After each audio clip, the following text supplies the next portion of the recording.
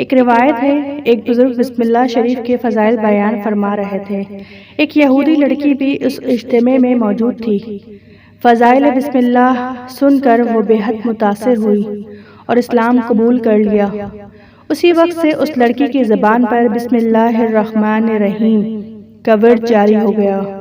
ہر وقت اٹھتے بیٹھتے، سوتے جاگتے، چلتے پھرتے بسم اللہ کا ذکر جاری تھا۔ اس وجہ سے لڑکی کے ماں باپ اس سے بہت ناراض رہنے لگے اور اس کو طرح طرح کی تکلیفیں دینے لگے۔ نیز اس کوشش میں لگ گئے کہ لڑکی پر کوئی الزام عائد کر کے اس کو قتل کرا دیں۔ چنانچہ اس لڑکی کے باپ نے، جو بادشاہ وقت کا وزیر تھا، ایک دن بادشاہ کی مہر کی انگوٹھی جو اس کے پاس رہتی تھی اپنی لڑکی کے سپرد کر دی۔ اس نے بسم اللہ شریف پڑھ کر انگوٹھی لے کر اپنی جیب میں ڈال لی۔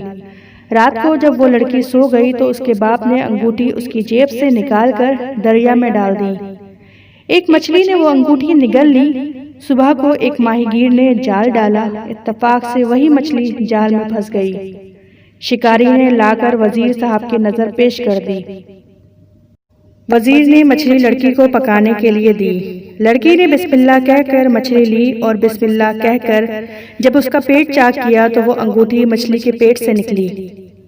اس نے بسم اللہ پڑھ کر پھر جیب میں ڈال لی اور مچھلی پکا کر باپ کے آگے رکھ دی۔ کھانا کھانے کے بعد جب دربار کا وقت آیا، باپ نے لڑکی سے انگوٹھی طلب کی۔ اس نے بسم اللہ پڑھ کر انگوٹھی جیب سے نکال کر دے دی۔ باپ یہ واقعہ دیکھ کر حیران ہو گیا۔ اس طرح لڑکی کے قتل کا منصوبہ دھرے کا دھرا رہ گیا اور اللہ عز و جل نے بسم اللہ کی برکت سے لڑکی کو قتل سے محفوظ رکھا۔